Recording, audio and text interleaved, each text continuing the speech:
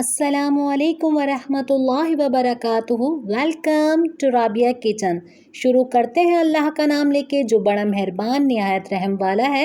आज हम अपने किचन में बना रहे हैं मज़ेदार सा अफ़गानी कोरमा अंडा मसाला, जो एक दफ़ा आप बनाएंगे तो हफ्ते में ज़रूर इस डिश को बनाया करेंगे, इतना मज़ेदार बनता है। इस वीडियो को फुल वॉच कीजिएगा। आइए बनाना स्टार्ट करते हैं। सबसे पहले अपने बर्तन के अंदर हम 1/4 कप ऑयल डालेंगे। अच्छा सा ऑयल को गरम कर लेंगे। 2 प्याज की मैंने कटिंग कर ली है, प्याज डालेंगे इसके अंदर और प्याज को इसके अंदर फ्राई करेंगे। इतनी देर तक फ्राई करना है कि प्याज का कच्चापन बिल्कुल ख़त्म हो जाए। एक प्याज के अंदर स्मेल होती है वो इसकी ख़त्म हो जाएगी। 2 मैंने टमाटर लिए हैं, टमाटरों की भी मैंने कटिंग कर ली है। इसके अंदर हम टमाटर डालेंगे और अच्छी तरीके से इसको हम मिक्स कर लेंगे। इसको भी हम 2 से 3 मिनट के लिए ढक के रखेंगे। टमाटर इसके अंदर अच्छी तरीके से सॉफ्ट हो जाएं। पहले एक फ्राई पैन लेंगे, 2 टेबल स्पून मैंने इसके अंदर ऑयल डाला है। 5 मैंने अंडे लिए हैं जिसको बॉईल कर लिया है, छिलके मैंने इसके उतार लिए हैं। अब हम इसके अंदर सीजनिंग करेंगे। 1 टीस्पून लाल मिर्ची पाउडर, 1/4 टीस्पून हल्दी, 1/4 टीस्पून नमक डालेंगे।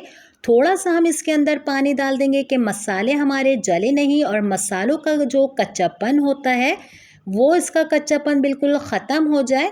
अच्छी तरीके से अंडों को इसके अंदर फ्राई करेंगे और जैसे जैसे हमारे मसाले का ये पानी खुश्क होता रहेगा, आप देखिएगा अंडों के ऊपर खूबसूरत सा कलर आने लग जाएगा।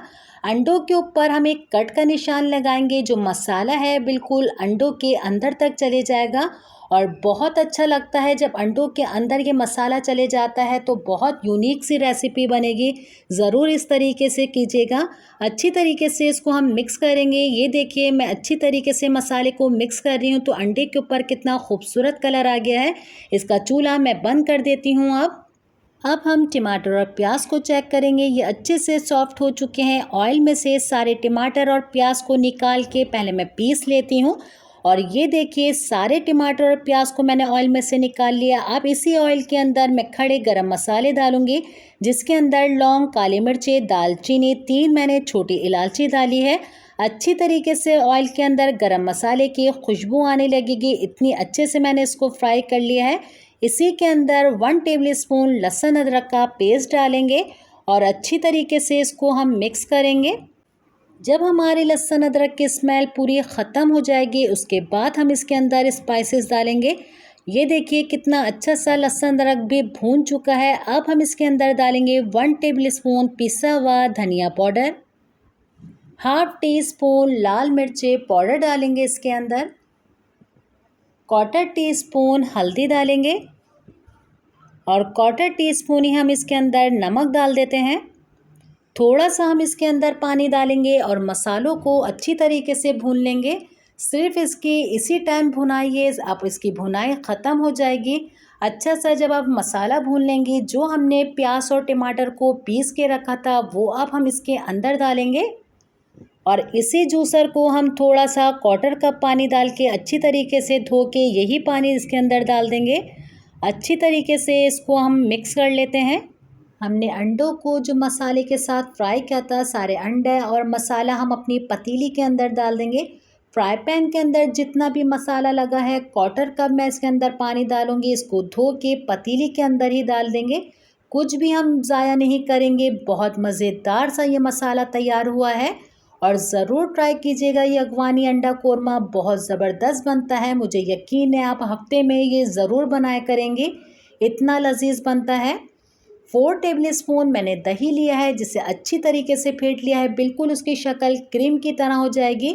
तो दही डालेंगे, 1 से 2 दफ़ा इसको हम मिक्स करेंगे और आखिर में हम इसके अंदर डालेंगे 1 टीस्पून केवड़ा।